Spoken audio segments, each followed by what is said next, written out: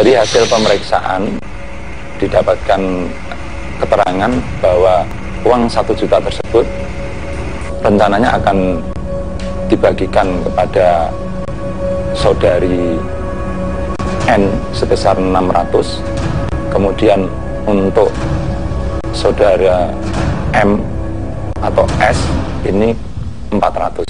Dia nanya pertama, terus kalau teman-teman tante gimana, kata gitu. Ya sekarang saya nggak tahu, tanya aja langsung. Ya pokoknya ada kakak minta tolong gitu, cariin tamu buat si Karin ini, dan Karin juga pun kakak ya dong tolong kak, kalau bisa jam Sabtu. Dia juga pernah ngejual sama temennya gitu juga mbak. Kalau lihat itu anak udah ini mbak, kayak udah pengalaman. Oke, mungkin 10 hari mendatang enak, bisa dapat duit, bisa beli handphone, bisa bisa hidup gitu kan. Nah tapi 10 bulan mendatang apa dampaknya? 10 tahun mendatang apa dampaknya? Hidup ini kan bukan cuma beli handphone, beli gadget atau kesenangan semata.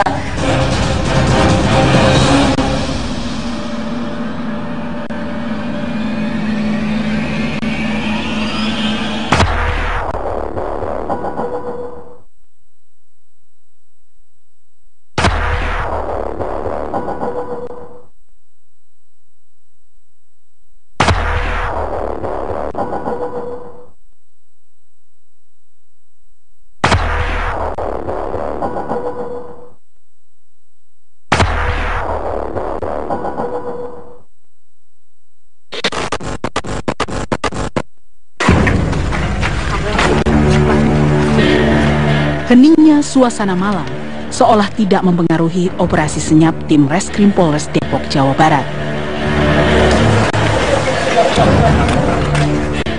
Senin dini hari itu, 25 Mei 2015, Polres Depok menggerebek sebuah rumah di wilayah Kampung Bojong, Kecamatan Sukmajaya.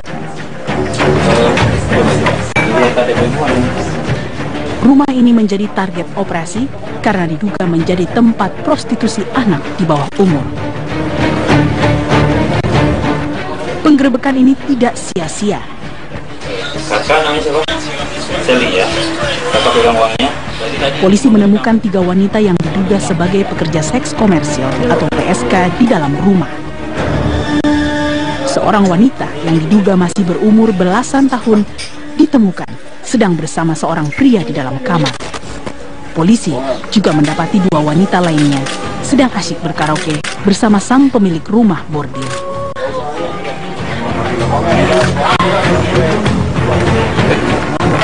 Polresta Depok mendapatkan informasi dari masyarakat berkaitan adanya rumah yang diduga setiap malamnya digunakan untuk kumpul-kumpul laki dan perempuan.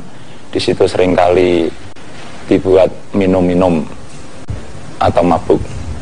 Dari hasil penyelidikan ternyata betul bahwa rumah tersebut seringkali digunakan untuk ngumpul laki-laki perempuan tiap malam, kemudian juga dengan musik yang keras dan ada botol minuman.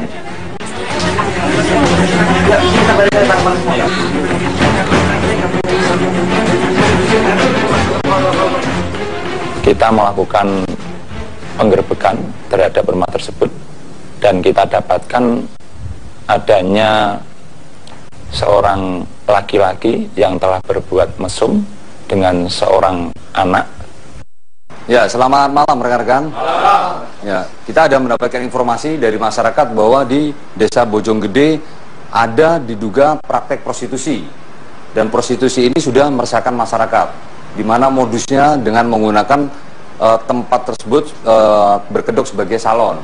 Di situ ada beberapa kamar, di mana dalam dia melaksanakan praktek tersebut, salah satunya melalui media online Facebook maupun melalui handphone atau dari mulut, dan ini sudah lama dan kegiatan ini sudah meresahkan masyarakat. Mungkin Pak Jajang sebagai Kanit Buser. Kondisi di sana itu ada satu ruangan yang memang terkesan itu rumah bordil. Hasil lidiknya yaitu di sana itu, tapi untuk jalan kita hanya bisa melalui kendaraan bermotor. Jadi nanti diupayakan dengan jalan kaki ataupun pakai sepeda motor aja, tapi hanya mungkin 2 motor saja karena nanti akan mengganggu kebisingan di daerah situ. Dan ini satu motor aja yang bisa masuk. Terus masyarakat sini bagaimana terhadap kondisi kegiatan ini? Apakah mendukung tidak? dia tidak ini juga tidak mendukung juga. Tidak mendukung. Jadi, kalau kita lakukan penggerebekan akan mendukung kita. Jadi situasinya bisa kondusif. Oke, jadi secara sosiologis tidak ada masalah ya pada saat kita melakukan upaya paksa ya nanti ya.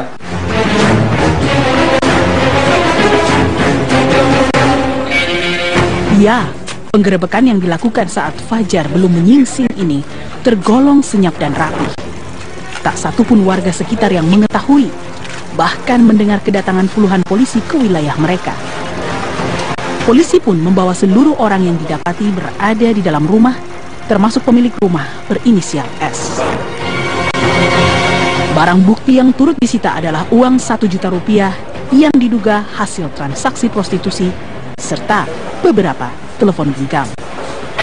Kita juga menemukan barang bukti adanya maupun uang yang setelah dari pemeriksaan diketahui bahwa itu adalah untuk pembayaran dari perbuatan yang bersangkutan untuk melakukan persetubuhan tersebut.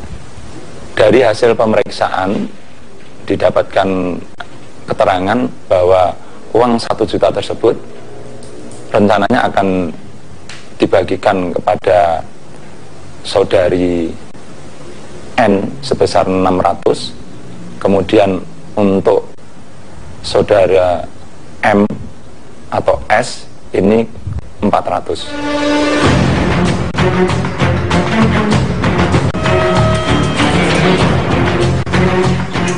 Penggerebekan ini ternyata turut mengungkap kisah lain.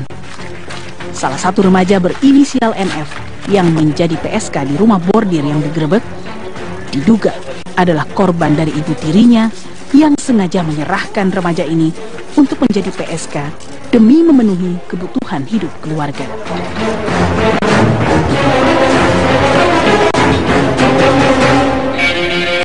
Kalau memperkenalkan kan awalnya tuh si NF itu ngotot minta tamu. Saya bilang saya tuh udah berhenti lama seperti itu. Terus tante gimana kata gitu. Ya sekarang saya nggak tahu.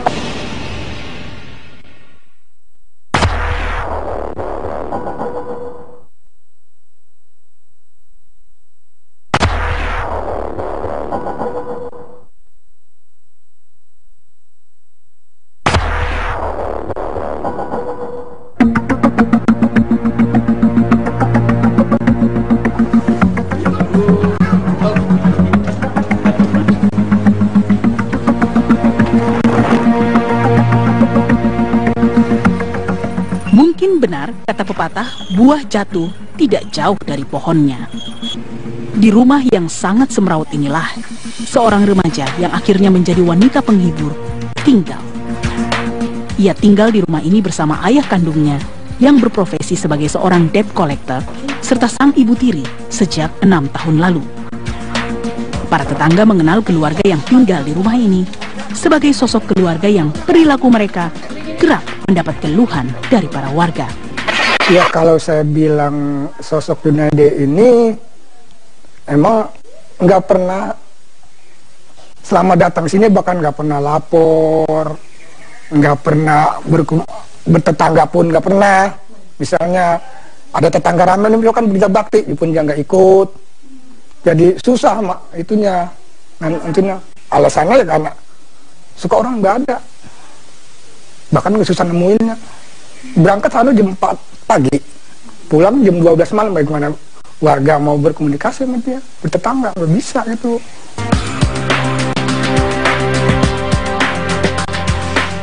Setali 3 uang dengan sang ayah, sang putri pun dikenal sebagai remaja yang berperilaku jauh dari kata santun. Ya tingkah laku anaknya. Ya misalnya banyak teman-teman sekolah waktu masih aktif sekolah ngobrol pun berisik, terlalu ramai bercanda, bahkan motor pun ada di jalanan. Sampai mantan RT ini mau nabrak motor tamu itu karena kesel. Dia datang kan lagi telepon berisik, nah saya tegur. Bahkan saya tegur siapa yang lihat, terserah gua. Ngomong yang gua, kenceng terserah gua. Apa urusan RT?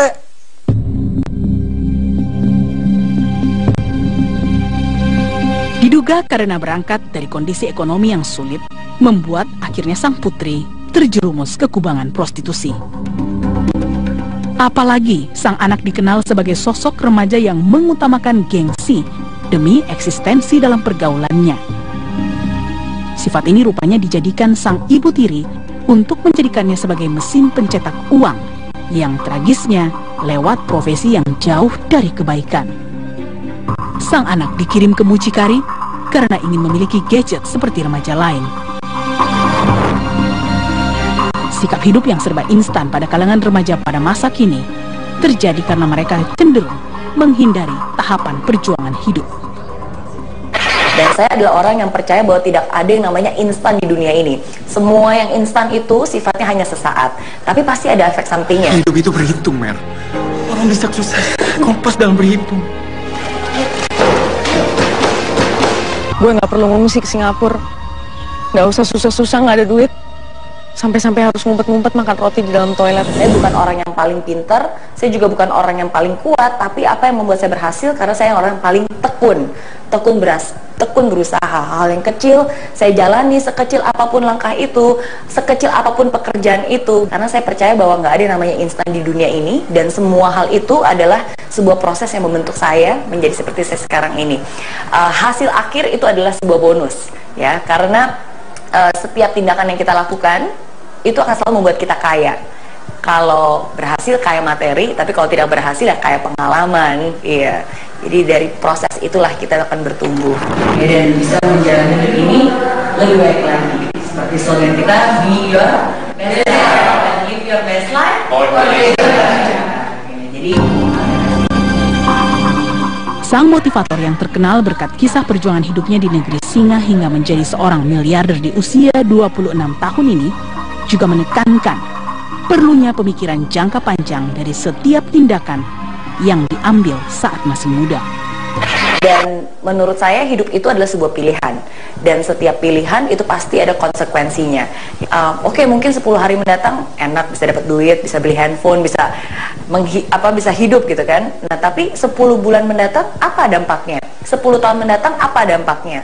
Hidup ini kan bukan cuma beli handphone, beli gadget atau kesenangan semata. Semua orang pasti ingin berkeluarga, ya kan? Suatu hari nanti kesehatan juga, ya kan? Cinta dan segala macam, dan itu semua ada dampaknya dari keputusan yang dia ambil.